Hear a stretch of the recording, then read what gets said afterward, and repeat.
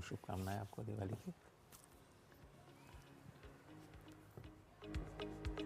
नमस्कार। नई उम्मीदें, नए सपने और नई शुरुआत, क्योंकि हर सुबह लेकर आती है अवसर अपार और हम आपके लिए लेकर आए हैं नया सवेरा।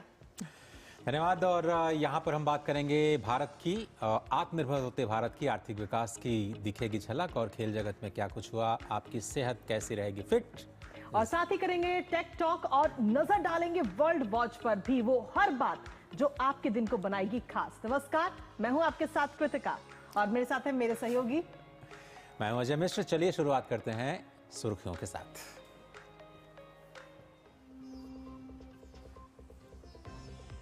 बिहार विधानसभा चुनाव की तैयारियां अब अंतिम चरण में। आज दूसरे चरण के नामांकन पत्रों की होगी जांच। 6 और 11 नवंबर को डाले जाएंगे वोट।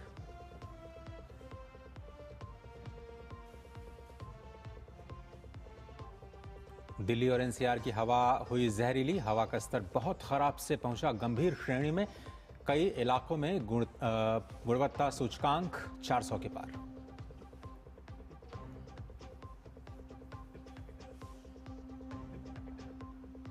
एनएसई और बीएसई में आज होगी मुहूर्त ट्रेडिंग। 1 घंटे के लिए खुलेगा बाजार। दोपहर 2:45 बजे से 3:45 बजे तक कर सकेंगे निवेश।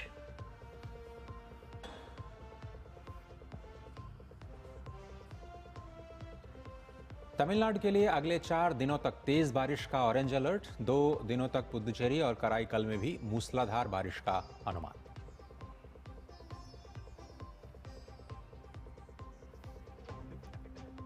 और अंतर्राष्ट्रीय खबरों में अमेरिकी राष्ट्रपति डोनाल्ड ट्रंप की हमास को कड़ी चेतावनी। कहा, अगर इजराइल के साथ गाजा समझौते का उल्लंघन किया तो उसे कर दिया जाएगा खत्म।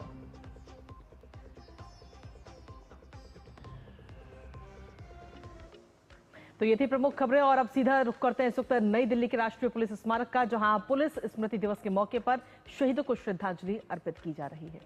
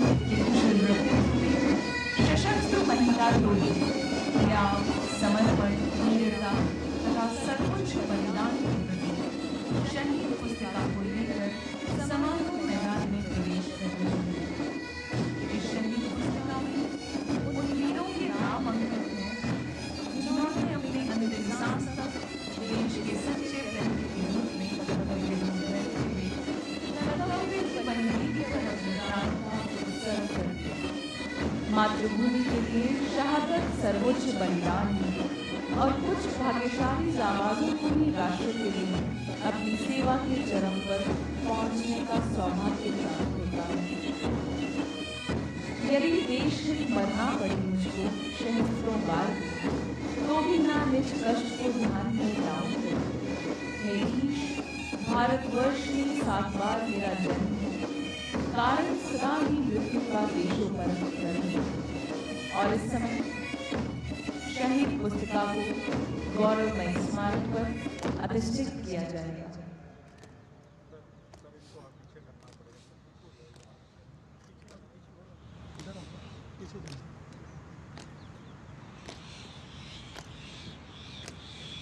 शहीद पुस्तिका जोड़ी शहीद पुस्तिका को अधिष्ठित करने के लिए अग्रसर।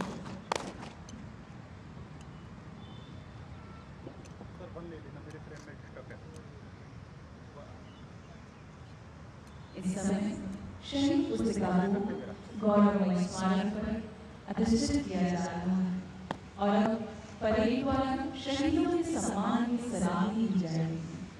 आप सभी से अनुरोध है कि परेड द्वारा शहीदों के सम्मान में सलामी शस्त्र की कार्रवाई के साथ सभी वर्णधारी सैनिकों से सम्मान दें।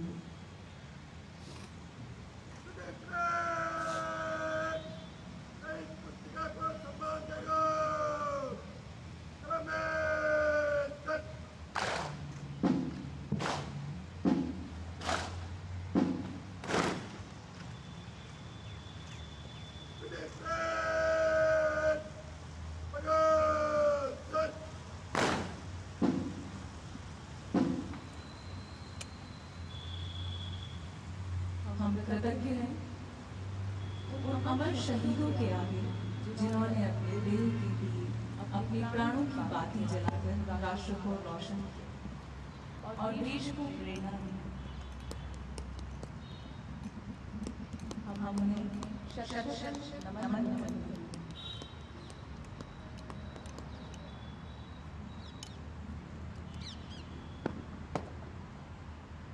शहीद पुस्तिका रक्षक दल कूच कर। शहीद पुस्तिका रक्षक दल दाहिने से दाहिने दिशा बदल कर बढ़, दाहिने बढ़, तेज चल। पवित्र शहीद पुस्तिका को गौरवमयी शहीद स्मारक पर अधिष्ठित करने के पश्चात शहीद पुस्तिका रक्षक टोली अपने गंतव्य की ओर अग्रसर है।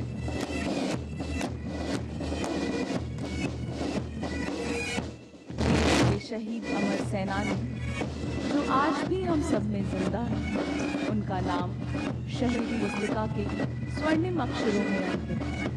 हम उन्हें शत-शत नमन करते हैं।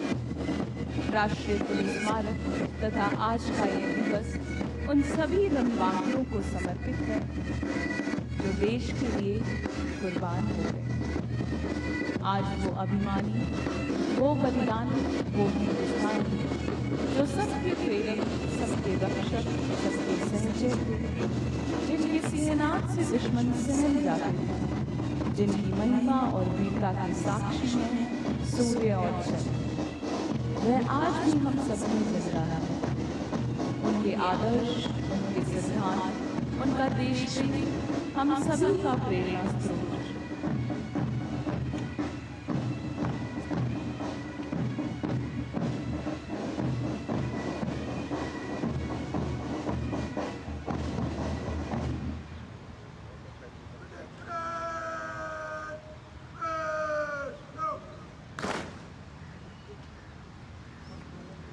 अब हमारा निवेदन है श्री तपन कुमार रेखा, निदेशक आसूचना ब्यूरो से, कि वे गौरवमयी राष्ट्रीय पुलिस स्मारक के महत्व से अवगत कराएं तथा इस वर्ष में प्राणों की आहुति देने वाले वीर शहीदों के नाम उच्चारित करने की कृपा करें।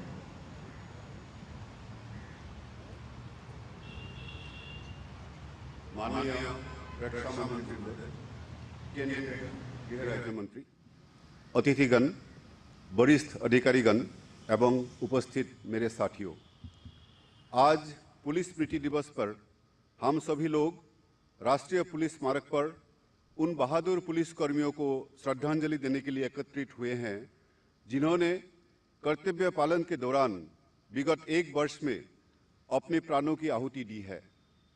साथ ही हम भारत के स्वतंत्रता प्राप्ति के बाद कर्तव्य पालन के दौरान सर्वोच्च बलिदान देने वाले अपने सभी दिवंगत साथियों को श्रद्धा सुमन अर्पित करने के लिए एकत्रित हुए हैं। इस दिन 21 अक्टूबर 1959 को आसूचना ब्यूरो के DCIO श्री करम सिंह की अगुवाई में CRPF के 10 पराक्रमी पुलिसकर्मियों ने भारत चीन सीमा की सुरक्षा के दौरान एक सशस्त्र चीनी सैन्य टुकड़ी का सामना करते हुए अपने प्राणों की आहुति दी थी। तब से प्रत्येक वर्ष आज के दिन को हम सभी पुलिस स्मृति दिवस के रूप में मनाते हैं। इस दिन राज्यों की राजधानियों, जिला और यहाँ तक कि पुलिस स्टेशन स्तर तक विभिन्न कार्यक्रमों के माध्यम से सभी दिवंगत साथियों को श्रद्धांजलि दी जाती है।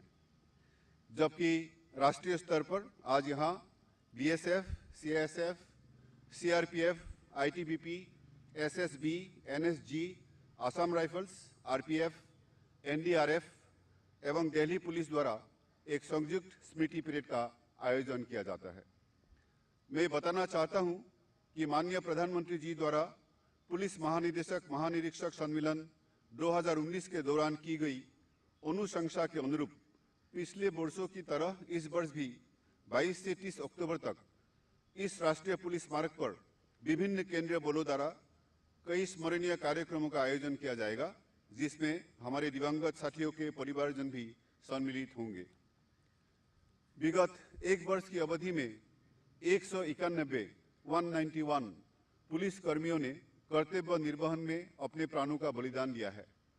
यहाँ मैं यह भी उल्लेख करना चाहूँगा कि स्वतंत्रता प्राप्ति के उपरांत देश की एकता और अखंडता को बनाए रखने में तथा देशवासियों को सुरक्षा प्रदान करने में अब तक कुल 36,684 36,684 पुलिस कर्मियों ने कर्तव्य पालन के दौरान सर्वोच्च बलिदान दिया है।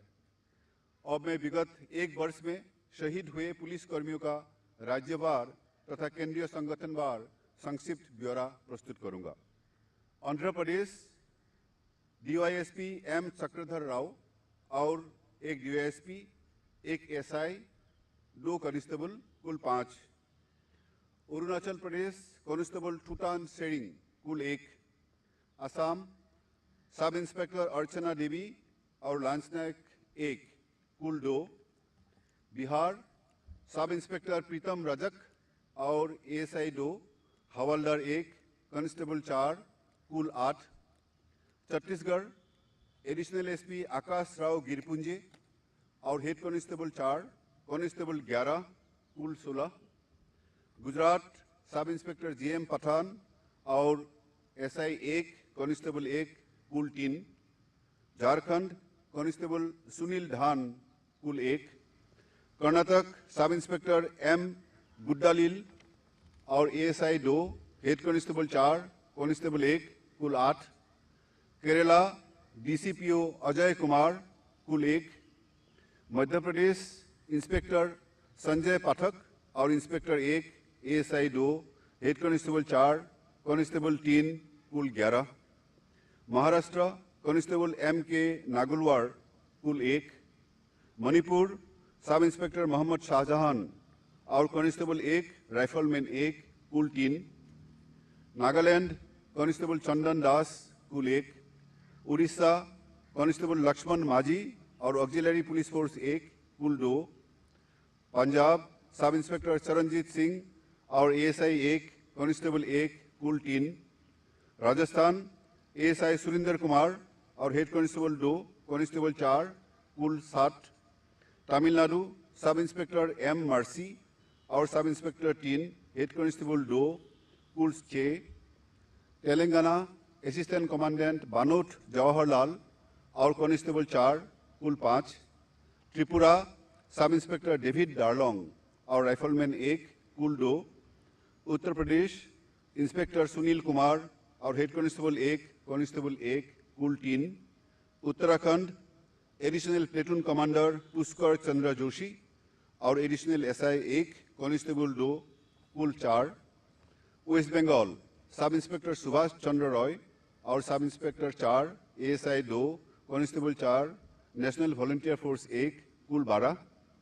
चंडीगढ़ हेड कांस्टेबल सुखजिंदर सिंह और कांस्टेबल 1, कुल 2।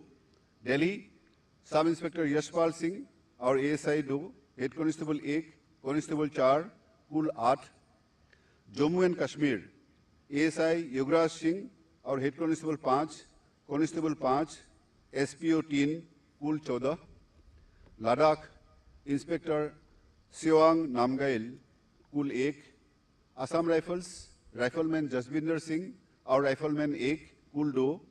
बीएसएफ एसआई मोहम्मद इम्तियाज और SI 1, ASI 2, head constable 8, constable 11, कुल 23, CISF head constable Neeraj Kumar Singh और हेड कांस्टेबल 3 कांस्टेबल 2 कुल 6, CRPF सेकेंड इन कमांड महारावम प्राबो और sub inspector 1 ASI 1 head constable 2 constable 4 कुल 9, ITBP head constable HI Singh और head constable 1 constable 3 total 5, SSB inspector Shankar Sarkar और ASI 1 constable 4 कुल 6, NDRF कांस्टेबल सुरेंद्र दत्त नोटियाल कुल 1, RPF ASI रमेश कुमार सिंह और ASI हेड कांस्टेबल 3 कांस्टेबल 4 कुल 9।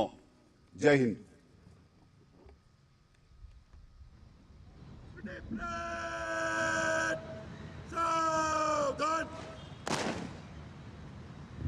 एक बार पुनः हमारा निवेदन है निदेशक आसूचना ब्यूरो महोदय से कि वे माननीय मुख्य अतिथि महोदय से शहीदों को पुष्प चक्र अर्पित करने हेतु आग्रह करें।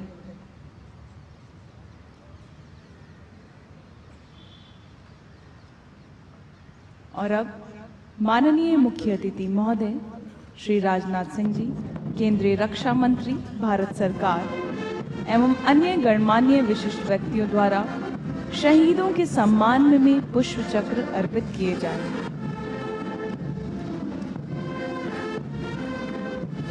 माननीय मुख्य अतिथि महोदय इस समय परम वंदनीय तथा गौरवमय राष्ट्रीय पुलिस स्मारक की ओर अग्रसर हैं।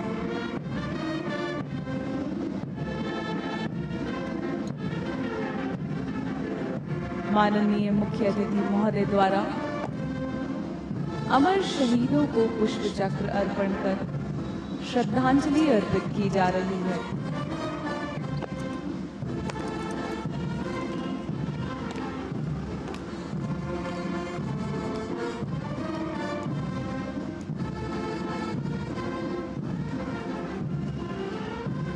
माननीय मुख्य अतिथि महोदय द्वारा शहीदों के सम्मान में पुष्प चक्र अर्पित किए गए।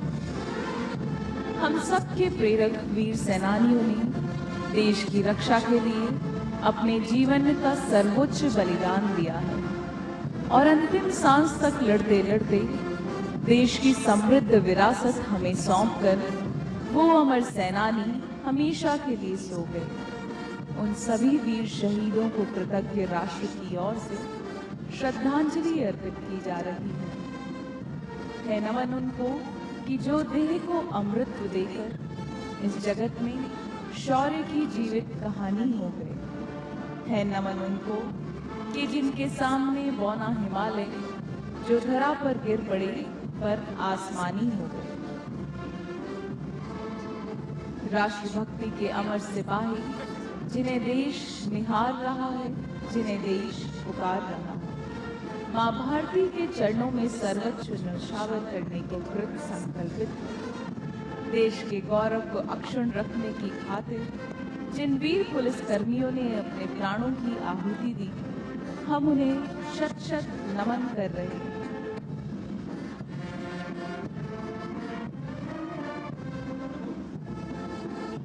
त्याग, बलिदान और समर्पण किसी भी सैन्य बल के महत्वपूर्ण अंग हैं।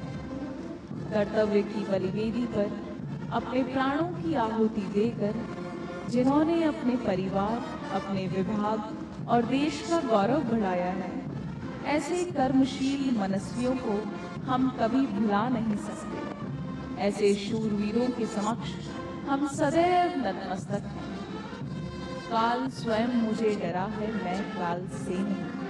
काले पानी का काल कूट पीकर काल से कराल, स्तंभों को झकझोर कर मैं बार बार लौट आया हूँ और जीवित हूँ।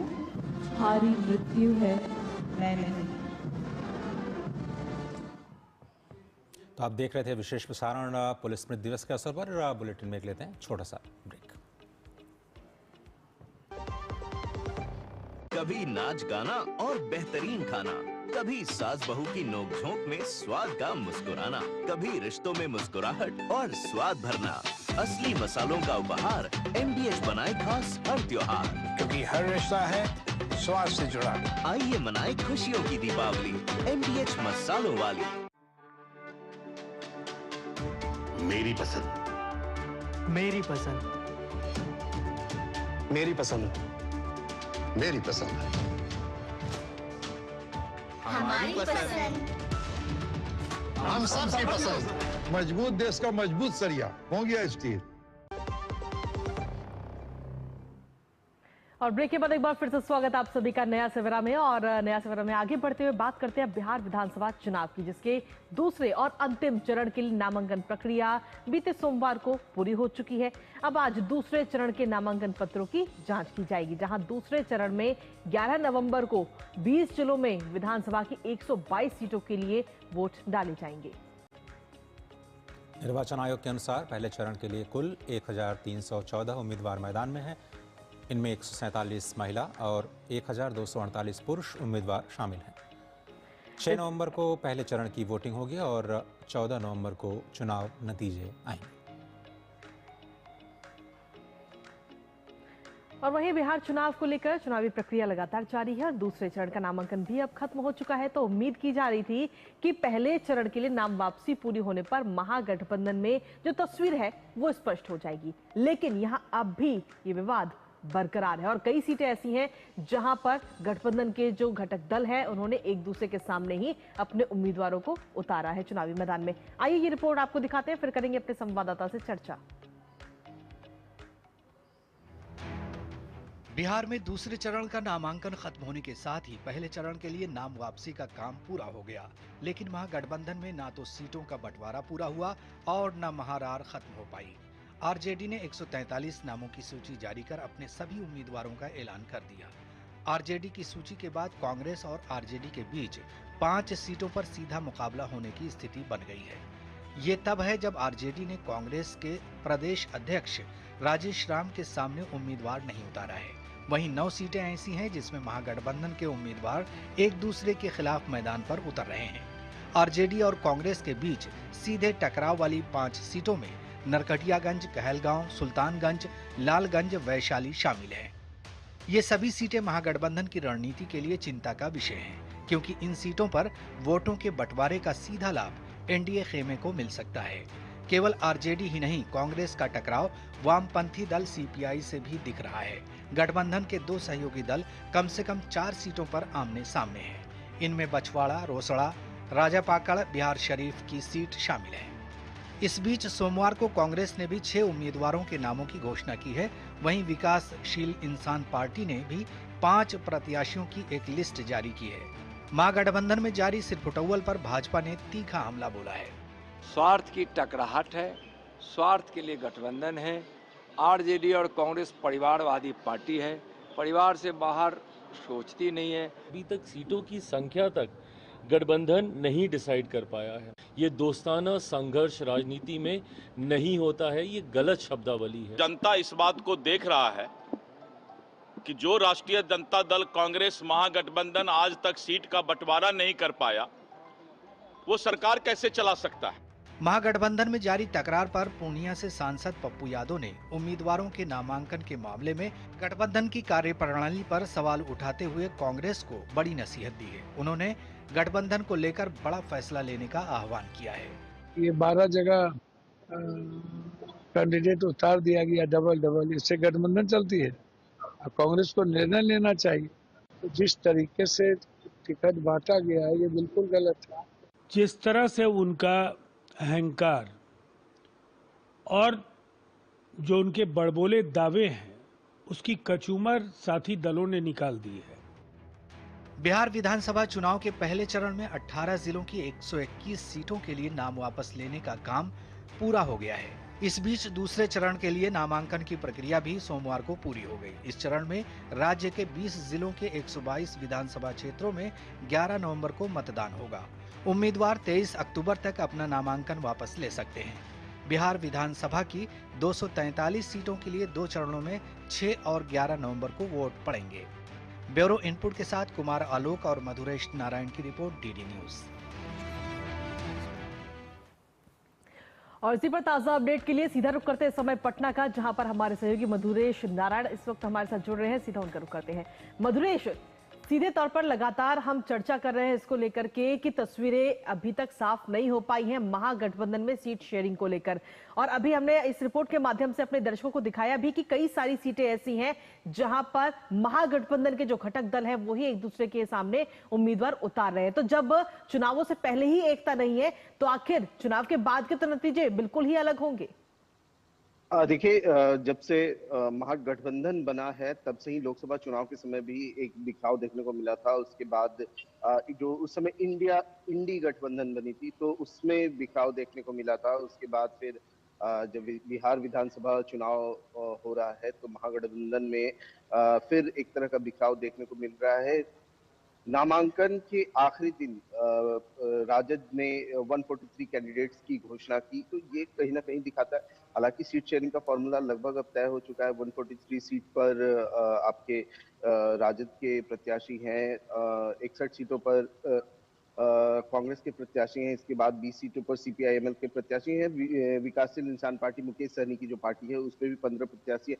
लेकिन बड़ी बात यह है कि जिस तरीके से ये लोग आपस में ही लड़ रहे हैं, कहीं ना कहीं जनता के बीच एक बहुत बुरा मैसेज जा रहा है कि जब वो खुद इंटैक्ट नहीं है तो कल के डेट में अगर सरकार बनती है तो स्थिर सरकार कैसे बना पाएगी। और इसी को लेकर के जो एनडीए है ये इसको मुद्दा बना रही है, लोगों के बीच इस चीज को समझाने की कोशिश कर रही है कि वो जो आपस में खुद लड़ रहे हैं वो कल के डेट में स्थिर सरकार कैसे बनाएंगे, जनता की भलाई के लिए कैसे खड़े होंगे। तो ये एक बड़ा मुद्दा बन चुका है अभी बिहार विधानसभा चुनाव में, और जिसमें कहीं ना कहीं जवाब देते हुए न राजद को बन रहा है न कांग्रेस को बन रहा है। जो नेता हैं वो इन सवालों से बचने की कोशिश कर रहे हैं और लगातार यही कर रहे हैं कि गठबंधन में ऑल इज वेल है। लेकिन ऑल इज वेल कैसे हो सकता है जब लगभग 9 से 10 सीटें ऐसी हैं जिसमें जो गठबंधन के जो पार्टियां हैं वो आमने सामने खड़ी हो गई हैं। अगर राजा पाकड़ की बात करें तो वहां राजद और कांग्रेस दोनों आमने सामने हैं। बात हो रही थी कि राजेश राम जो कांग्रेस प्रदेश अध्यक्ष कुटुंबा से चुनाव लड़ रहे हैं, वहां पे भी राजद उनके खिलाफ प्रत्याशी उतारने वाली थी। हालांकि वहां पे उन्होंने प्रत्याशी नहीं उतारा और जो राजद के प्रत्याशी वहां से खड़े होने वाले थे वो भी काफी नाराज चल रहे हैं। तो कहीं ना कहीं पूरे तरह से गठबंधन जो है वो मैच की स्थिति में पहुंचा हुआ है और पहले खुद के जो परेशानियां हैं उनको संभालने में गठबंधन अभी लगा हुआ है, बजाय चुनाव प्रचार के लिए उतरने में या लोगों तक अपनी बात को पहुंचाने। जी तो मधुरेश, एक खबर ये भी आ रही है कि झारखंड मुक्ति मोर्चा जो कि पहले महागठबंधन का हिस्सा थी और उसके बाद बहुत सारी मुश्किलें आई, उन्होंने कहा कि हम 6 सीटों पर चुनाव भी लड़ेंगे। अब वो बैक ऑफ कर गए हैं, वो कह रहे हैं कि हमसे बात ही नहीं की गई, हमें धोखा दिया गया और ये महागठबंधन के लिए बिल्कुल अच्छी खबर नहीं है। तो मुझे लगता है कि ये शायद एक और बड़ा झटका है पूरे महागठबंधन के लिए। हाँ, निश्चित रूप से देखिए, खास करके जो इलाके झारखंड से सटे हुए हैं और पहाड़ी इलाके हैं जहां आदिवासी बहुल इलाके हैं, वहां पर महागठबंधन को जेएमएम के जाने से कुछ परेशानी हो सकती है। लेकिन ऐसी सी ही स्थिति कुछ दिनों पहले विकासशील इंसान पार्टी के साथ में भी देखने को मिली थी, जिसके बाद मुकेश सहनी ने एक प्रेस कॉन्फ्रेंस बुलाया था और बताया जा रहा था, सूत्रों के हवाले से उस वक्त ये खबर मिली थी कि मुकेश सहनी इस प्रेस कॉन्फ्रेंस में खुद को महागठबंधन से अलग करने वाले हैं। लेकिन हालांकि उनकी बात फिर बाद में राहुल गांधी से हुई और राहुल गांधी ने उनको कहा कि ठीक है, सम्मानजनक सीट दी जाएगी और फिर वही 15 सीट दिए गए। लेकिन 15 सीट में बड़ी बात यह है कि कई सीट पर वो राजद और कांग्रेस के आमने सामने खड़ी है।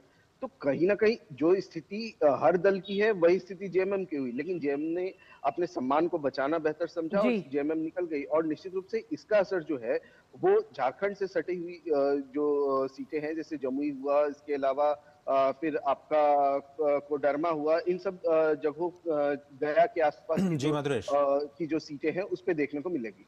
जी चलिए, बहुत धन्यवाद आपका मधुरेश, सीधे तौर पर जुड़ने के लिए विधानसभा चुनाव की खबरों को लेकर के। और इसी बीच नया सवाल में वक्त एक छोटे से ब्रेक का है, आप बने रहिए हमारे साथ क्योंकि ब्रेक के उस पार भी खबरों का सिलसिला लगातार जारी है।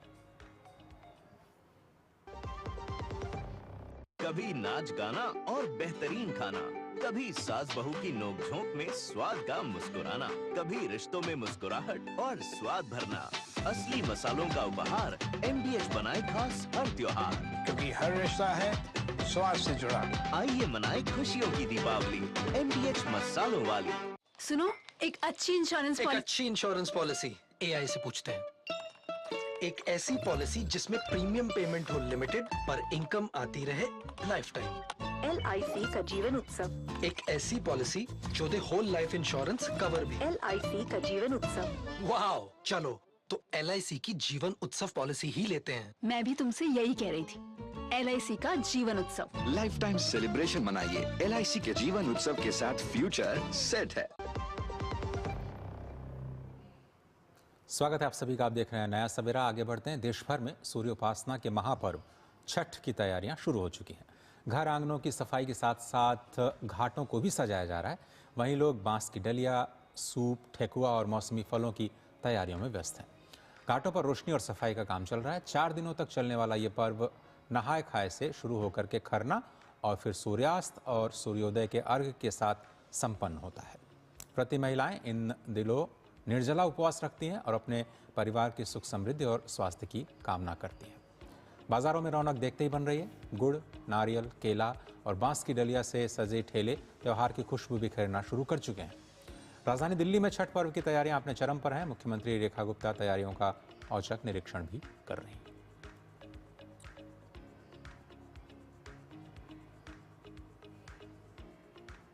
और इसी पर ताजा अपडेट के लिए सीधा रुख करते हैं इस वक्त दिल्ली का, जहां पर हमारे सहयोगी मोहित शुक्ला इस वक्त जुड़ गए हैं। सीधा उनके पास चलते हैं। मोहित, नहाय खाए के पर्व के साथ इस पर्व की शुरुआत होने जा रही है। किस तरीके की तैयारियां इस समय दिल्ली के अंदर मिल रही हैं अलग अलग घाटों पर?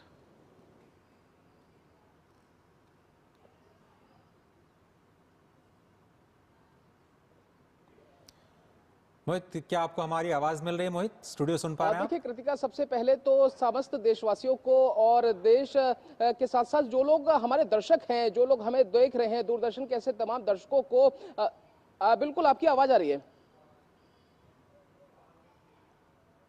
प्लीज प्लीज प्लीज कंटिन्यू करें।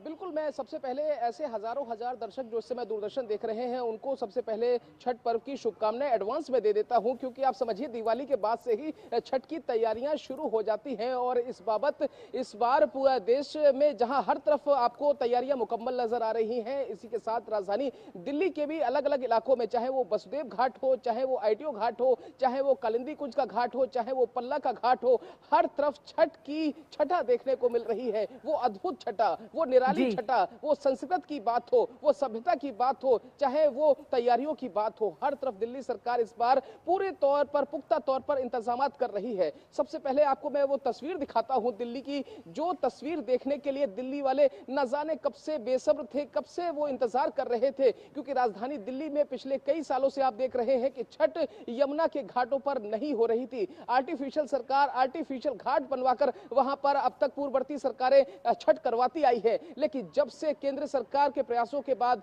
दिल्ली सरकार के प्रयासों के बाद रेखा गुप्ता सरकार हुकूमत में आती है, उसके बाद से जो तैयारियां शुरू हुई हैं वो तैयारियां इतनी मनमोहक हैं कि अगर मैं आपको तस्वीर दिखाऊंगा तो यकीन मानिए आप अपनी नजर एक पल के लिए आप ओझल नहीं कर सकते हैं। आपको मैं तस्वीरें दिखाता हूं। सबसे पहले अपने कैमरा सहयोगी से कहूंगा कि आपको वो घाट दिखाएं जो घाट यहां पर बनकर पूरी तरीके से तैयार है। ये वो घाट है जिसकी यहां पर तैयारी की जा रही है। ये स्टेयर्स जो अब तक यहां पर टूटी हुई थी, जो कहीं ना कहीं बदहाली पर रो रही थी अपने, वो उनको पूरी तरीके से तैयार कर दिया गया है, क्योंकि सरकार बदल चुकी है, क्योंकि नेतृत्व तो बहुत बड़ी बात होती है। यही वजह है कि यहाँ पर आप जहां तक आप नजर डालेंगे वहां तक आपको मैं दिखाना चाहूंगा। ये देखिए, यहाँ पर आप देख रहे होंगे कि रेत की जो पूरा घाट था उसको भी यहाँ पर तैयार कर दिया गया है। कैमरा सहयोगी से कहूंगा एक बार आपको जूम करके दिखाएं। यहाँ पर बड़ी बड़ी मशीनों के माध्यम से जो यमुना के घाट है, इसके अलावा जो यमुना के घाट के अलावा जो अंदर यमुना की बात करें, गाज से उसको साफ करने का काम किया जा रहा है। जो प्लास्टिक का कचरा है उसको भी साफ करने का काम यहाँ पर किया जा रहा है। तो आप यकीन मानिए कि दिल्ली सरकार इस समय एक्शन में नजर आ रही है, क्योंकि छठ से पहले तैयारियां पूरी करनी है। और यही वजह है कि इस बार आपको छठ से पहले तैयारियां नजर भी आ रही हैं, क्योंकि छठ हमेशा से बहते हुए पानी में छठ का हमेशा महत्व माना गया है। और आप समझिए एक ऐसा पर्व, छठी मैया का एक ऐसा पर्व जिसमें उगते हुए सूरज के साथ साथ डूबते हुए सूरज को भी अर्घ दिया जाता है। यही वजह है कि आपको हर एक वो तस्वीर में दिखा रहा हूं, दूरदर्शन ग्राउंड जीरो से आपको वो तस्वीर दिखा रहा है। और आप देखना, अब कुछ ही दिनों का इंतजार है, आपको यहीं से वो भव्यता की तस्वीरें देखने को मिलेगी, जिसको देखने के लिए पूरा देश इंतजार कर रहा है और राजधानी दिल्ली वाले तो कब से इंतजार कर रहे हैं। चलिए, धन्यवाद मोहित इन तमाम तस्वीरों के लिए। आपने जिस तरह से बताया कि एक तपस्या का त्यौहार है और उसकी तैयारियां कम से कम सरकार की तरफ से स्पष्ट तौर पर राजधानी दिल्ली में दिखाई दे रही हैं। बहुत शुक्रिया, आप निगाह बनाए रखिए, लगातार हम आपसे अपडेट लेते रहेंगे। और इसी के साथ चलिए अब नया सवेरा में अगली प्रमुख खबर का रुख करते हैं, जहां आपको बता दें कि देश भर में सूर्योपासना के इस महापर्व छठ की तैयारियां तो शुरू हो ही चुकी हैं, जैसी तस्वीरें भी हमने आपको दिखाई। तो वहीं दूसरी तरफ रेलवे ने भी यात्रियों की सुविधा के लिए बड़े बड़े इंतजाम किए हैं। रेल मंत्री अश्विनी वैष्णव ने दीपावली और छठ पर्व को देखते हुए रेलवे बोर्ड के वॉर रूम का भी दौरा किया। भारतीय रेलवे ने इस अवसर पर 12,000 विशेष ट्रेनें चलाने का भी फैसला किया है। और रेलवे बोर्ड के कार्यकारी निदेशक दिलीप कुमार ने बताया कि इन ट्रेनों का उद्देश्य है कि बड़ी संख्या में लोग अपने परिवार के पास समय पर पहुंच सकें।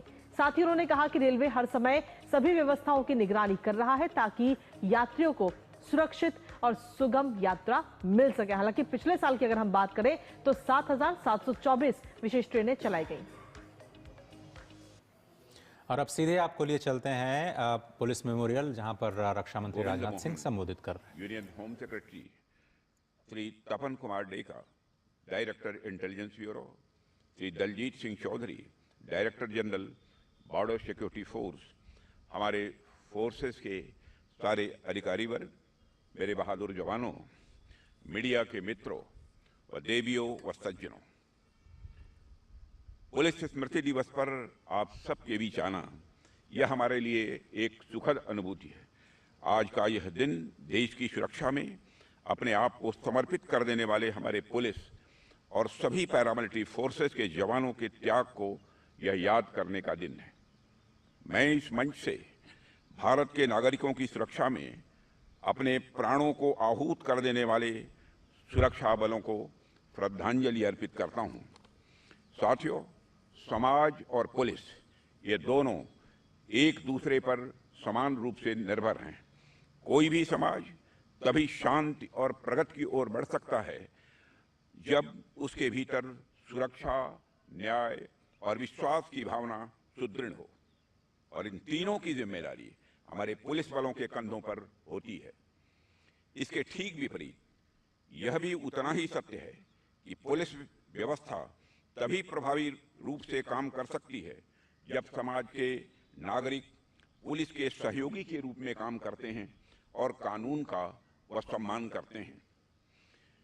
जब समाज और पुलिस के बीच संबंध म्यूचुअल अंडरस्टैंडिंग और रिस्पॉन्सिबिलिटी पर आधारित होते हैं, तब समाज और पुलिस बल दोनों समृद्ध होते हैं।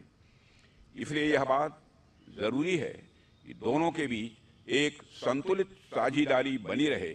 जहां पुलिस संरक्षक की भूमिका निभाए, वहीं समाज उत्तरदायी नागरिक के रूप में अपनी भूमिका निभाए ताकि सुरक्षा व्यवस्था और मुस्तैद हो सके। साथियों, जब सुरक्षा की बात आती है तो किसी भी देश की सुरक्षा में दो कंपोनेंट्स देखने को मिलते हैं, एक्सटर्नल सिक्योरिटी और इंटरनल सिक्योरिटी। जहां तक एक्सटर्नल सिक्योरिटी की बात है तो उसके लिए हमारी सेनाएं मौजूद हैं, हमारे कोस्ट गार्ड्स मौजूद हैं, लेकिन इंटरनल सिक्योरिटी को कई एजेंसीज के साथ मिलकर हमारे पुलिस के जवान ही ये सुनिश्चित करते हैं। अगर सेना देश की रक्षा करती है तो पुलिस समाज की रक्षा करती है। सेना भारत की भौगोलिक अखंडता की रक्षा करती है तो पुलिस भारत की सामाजिक अखंडता की रक्षा करती है। साथियों, मैं स्वयं गृह मंत्री रह चुका हूं। मुझे बेहद नजदीक से पुलिस के कामकाज को देखने का अवसर मिला है। इसके अलावा रक्षा मंत्री के रूप में मुझे सेना के कामकाज को भी नजदीक से देखने का अवसर मिल रहा है। सेना हो या पुलिस, ये दोनों ही देश की सुरक्षा के अलग अलग पिलर्स हैं। इसलिए मेरा यह मानना है कि दुश्मन कोई भी हो, चाहे सीमा पार से आए या हमारे बीच छिपा हो, जो भी व्यक्ति भारत की सुरक्षा के लिए खड़ा है वह एक ही आत्मा का प्रतिनिधि है। सेना और पुलिस में बस मंच अलग हैं, लेकिन इनका मिशन एक ही है, राष्ट्र की सुरक्षा। आज जब हम अमृतकाल में प्रवेश कर चुके हैं और हम 2047 तक विकसित भारत की तरफ देख रहे हैं, तो ऐसे समय में भारत की एक्सटर्नल और इंटरनल सिक्योरिटी दोनों का संतुलन पहले से कहीं अधिक जरूरी हो गया है। क्योंकि मैं पुलिस मेमोरियल डे पर आप लोगों के बीच यहाँ उपस्थित हूँ, इसलिए मेरी बातचीत का केंद्र इंटरनल सिक्योरिटी और पुलिस पर ही होगा। साथियों, आज का दौर चुनौतियों से भरा हुआ है। एक ओर सीमाओं पर अस्थिरता है, दूसरी ओर समाज के भीतर नए तरह के अपराध, आतंक और वैचारिक युद्ध जन्म ले रहे हैं। आज अपराध की प्रकृति बदल रही है। हमारा समाज जितना मॉडर्न हो रहा है, क्राइम भी उतना ही ऑर्गेनाइज्ड, इनविजिबल और कॉम्प्लेक्स होता जा रहा है। पहले चोरी होती थी, डकैती होती थी, झगड़े होते थे, यही अपराध के स्वरूप थे। लेकिन आज क्राइम एक मल्टी डायमेंशनल फेनोमेनन बन गया है। अब अपराध केवल किसी व्यक्ति की प्रॉपर्टी या लाइफ पर अटैक नहीं करता, बल्कि वह हमारी प्राइवेसी, आइडेंटिटी और ट्रस्ट पर भी हमला करता है। एक जमाने में केवल पैसा चोरी होती थी, अब डाटा की भी चोरी होती है। कभी सिर्फ घर में सेंध लगती थी, अब सिस्टम में भी हैकिंग होती है। ये सब मॉडर्न क्राइम के बदलते स्वरूप हैं। हालांकि एक बात यह भी है कि अपराध का रूप भले ही बदल गया हो, लेकिन उसका उद्देश्य नहीं बदला है। उसका मकसद आज भी वही है, समाज में अव्यवस्था पैदा करना, विश्वास को कमजोर करना और राष्ट्र की स्थिरता को चुनौती देना। साथियों, इन्हीं अदृश्य खतरों से हमारी पुलिस हर दिन लड़ रही है, बहादुरी के साथ लड़ रही है। आज पुलिस को सिर्फ अपराध से नहीं, बल्कि परसेप्शन से भी लड़ना पड़ रहा है। एक तरफ अपराध रोकना लॉ की डिमांड है, वहीं दूसरी तरफ समाज में ट्रस्ट बनाए रखना एक मॉरल ड्यूटी भी है। यह बड़ी अच्छी बात है कि हमारी पुलिस अपनी ऑफिशियल ड्यूटी के साथ साथ अपनी मॉरल ड्यूटी को भी बहुत अच्छे तरीके से निभा रही है। अगर लोग रात को चैन से सो पाते हैं तो इसलिए उन्हें विश्वास होता है कि सीमा पर सेना है और गली मोहल्ले में सभी जगह पुलिस हमारी तैनात है। यह विश्वास ही सुरक्षा की सबसे बड़ी परिभाषा है। यह विश्वास ही देश की स्थिरता की यह पहली शर्त है। आज देश के नागरिकों को भरोसा है कि अगर मेरे साथ कुछ गलत हुआ तो पुलिस खड़ी होगी।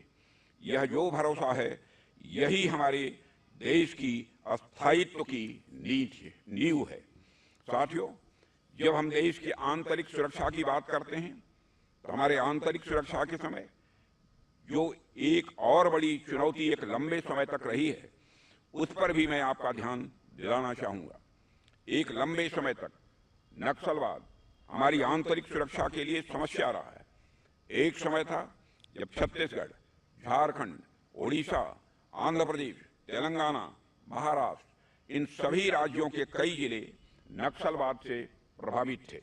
गांवों में स्कूल बंद थे, सड़कें नहीं थीं और लोग भय में जीते थे। लेकिन हमने ठान लिया कि इस समस्या को आगे नहीं बढ़ने देंगे और हमारी पुलिस, सीआरपीएफ, बीएसएफ, सारी पैरामिलिट्री फोर्सेस और स्थानीय प्रशासन ने मिलकर जिस तरह संगठित तरीके से काम किया वह काबिले तारीफ है। साथियों, पिछले कई वर्षों के हमारे सम्मिलित प्रयास अब फलीभूत हो रहे हैं। पूरे देश को अब यह भरोसा हो गया है कि अगले वर्ष तक इस समस्या का नामो निशान नहीं रहेगा। आपकी जानकारी के लिए बता दूं, इस वर्ष भी कई शीर्ष नक्सलियों का खात्मा किया जा चुका है। Left wing extremism affected district की संख्या भी अब बहुत ही कम बची रह गई है और वह भी अगले वर्ष मार्च तक खत्म हो जाएगी। साथियों, जो क्षेत्र पहले नक्सलियों से के आतंक से कांपते थे, आज वहां रोड्स, हॉस्पिटल्स, स्कूल्स और कॉलेज पहुंच चुके हैं। जो क्षेत्र कभी नक्सल हब हुआ करते थे, आज वो एजुकेशनल हब बन रहे हैं। आज वहां बच्चे मोबाइल चला रहे हैं, कंप्यूटर चला रहे हैं, बड़े सपने देख रहे हैं।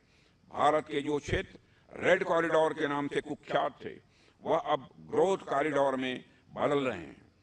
सरकार जो इतने परिवर्तन कर पाई है, उसमें बहुत बड़ा योगदान हमारे पुलिस बलों का और हमारे सुरक्षा बलों का है। नक्सलियों के विरुद्ध अभियान की सफलता का आकलन इस बात से किया जा सकता है कि जो नक्सली पहले स्टेट के खिलाफ हथियार उठाते थे, आज वही नक्सली आत्मसमर्पण कर खुद को विकास की मुख्य धारा से जोड़ रहे हैं। सुरक्षा बलों के अथक प्रयासों से यह समस्या अब इतिहास बनने जा रही है।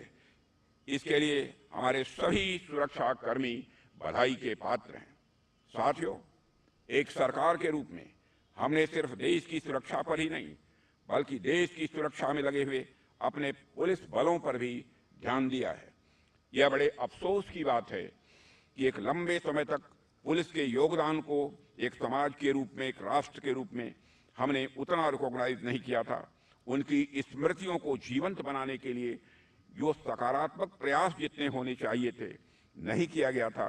लेकिन प्रधानमंत्री श्री नरेंद्र मोदी जी के नेतृत्व में हमारी सरकार ने पुलिस के हमारे साथियों की स्मृति को जीवंत रखने के लिए, उनके प्रति सम्मान व्यक्त करने के लिए 2018 में नेशनल पुलिस मेमोरियल की भी स्थापना की। इसके अलावा हमने पुलिस को अत्याधुनिक हथियारों के साथ साथ बेहतर सुविधाएं भी दी हैं। पुलिस बलों के मॉडर्नाइजेशन के लिए स्टेट को भी पर्याप्त रिसोर्सेज दिए जा रहे हैं। आज हमारे पुलिस बलों के पास surveillance system, drones, forensic labs और डिजिटल पुलिसिंग जैसे आधुनिक साधन हैं। हालांकि पुलिस को मिल रही इन तमाम सुविधाओं के बीच मैं ये कहना चाहूँगा कि एक राष्ट्र के रूप में हमारे पास चुनौतियाँ बहुत ज़्यादा हैं, लेकिन उन चुनौतियों से निपटने के लिए हमारे पास रिसोर्सेज लिमिटेड हैं। इसलिए हमें उन रिसोर्सेज का ऑप्टिमम यूटिलाइजेशन करने पर भी ध्यान देना होगा। और यह काम तब हो सकता है जब हम सिक्योरिटी एजेंसीज के साथ कोऑर्डिनेशन एंड इंटीग्रेशन के साथ काम करें।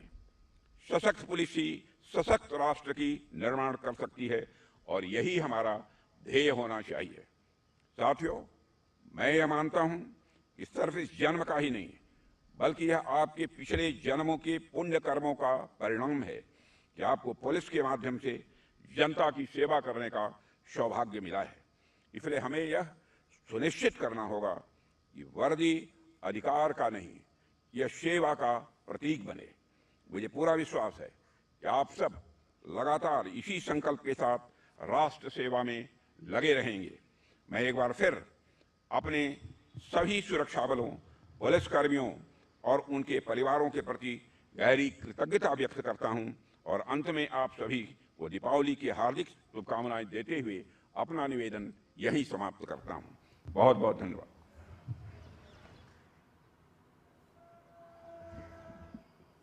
तो आप देख रहे थे सीधा प्रसारण पुलिस स्मृति दिवस के अवसर पर राष्ट्रीय पुलिस स्मारक से। रक्षा मंत्री ने बहुत स्पष्ट कहा कि सशक्त पुलिस ही सशक्त भारत का निर्माण कर सकती है। और एक बड़ी बात उन्होंने कही कि अगले साल 2026 में मार्च तक देश में नक्सलवाद का खात्मा कर दिया जाएगा। छोटा सा ब्रेक लेते हैं, ब्रेक के उस पार खबरें और भी आप देखते रहिए नया सवेरा। कभी नाच गाना और बेहतरीन खाना, कभी सास बहू की नोकझोंक में स्वाद का मुस्कुराना, कभी रिश्तों में मुस्कुराहट और स्वाद भरना। असली मसालों का उपहार MDH बनाए खास हर त्योहार, क्योंकि हर रिश्ता है स्वाद से जुड़ा। आइए मनाए खुशियों की दीपावली MDH मसालों वाली। जब धरती चीर कर निकलता है लोहे का पत्थर और मिलता है मोंगिया के जोश से, फिर तपता है, पिघलता है और बनता है फौलाद। अब होता है सरिया सारी खूबियों के साथ। मोंगिया स्टील, मजबूत देश का मजबूत सरिया।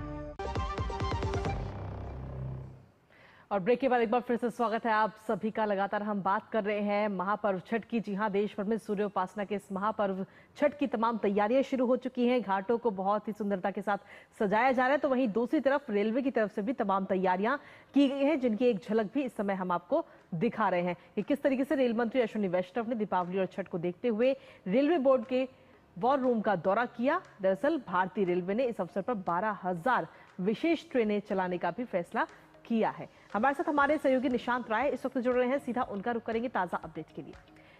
नई दिल्ली रेलवे स्टेशन पर इस वक्त मौजूद है हमारे सहयोगी निशांत राय। निशांत, क्या कुछ तैयारियां हैं इस समय, क्योंकि छठ पर्व को लेकर कई सारे लोग ऐसे हैं जो अपने अपने घर जाते हैं और इस महापर्व छठ को धूमधाम के साथ मनाते हैं, तो ऐसे में यात्रियों को किसी प्रकार की कोई परेशानी ना हो, इसका खास तौर पर ध्यान रेलवे की तरफ से रखा जा रहा है।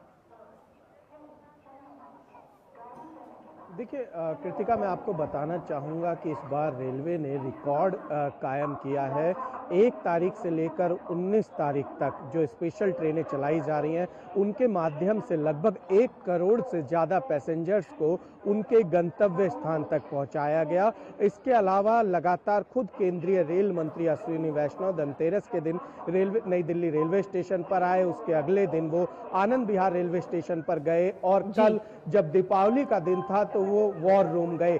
ये कहना गलत नहीं होगा कि रेलवे की ओर से पूरी तरीके से प्रिपरेशन नजर आ रही है। लगभग 12 लाख रेलवे कर्मचारी जो हैं पूरी तरीके से दृढ़ता के साथ अपने कर्तव्य को निभा रहे हैं, जिसके चलते इस बार देश में जितने भी बड़े रेलवे स्टेशन हैं यहाँ पर भीड़ ना के बराबर देखी जा रही है। एक बार मैं नई दिल्ली रेलवे स्टेशन का नज़ारा आपको दिखलाना चाहूँगा। मैं होल्डिंग एरिया में मौजूद हूँ और हर बार छठ के समय यहाँ पर अत्यधिक भीड़ होती थी, लेकिन इस बार जो रेलवे की ओर से इंतजाम किए गए हैं उन इंतजाम का आप असर देख सकते हैं कि होल्डिंग एरिया में भी ना के बराबर आपको भीड़ नजर आ रही है और यात्रियों को लगातार उनके गंतव्य स्थान भेजे जाने को लेकर रेलवे के जो तमाम कर्मचारी हैं, चाहे पूछताछ केंद्र हो, चाहे आरपीएफ के जवान हो, ये कहीं ना कहीं कोऑर्डिनेट करते आ रहे हैं ताकि किसी को किसी भी प्रकार की दिक्कत ना हो। और ये कहा जा सकता है कि रेलवे ने जो पिछले 1.5 महीने से मेहनत की थी पीक टाइम में, उस मेहनत का जो नतीजा है वो नजर आ रहा है।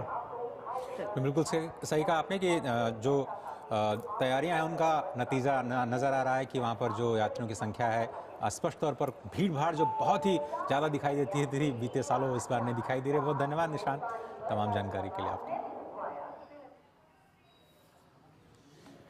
और आगे बढ़ते हैं। दिवाली के दिन दिल्ली और एनसीआर की हवा एक बार फिर से जहरीली होगी। आपको बताएं कि दिवाली के जश्न के बीच दिल्ली की हवा का स्तर बहुत ख़राब से अब गंभीर श्रेणी में पहुंच गया है। कई सालों बाद पटाखों पर लगी पाबंदी को आंशिक रूप से हटाया गया था, जिससे लोगों को तय समय में केवल ग्रीन क्रैकर्स को ही जलाने की अनुमति दी गई थी।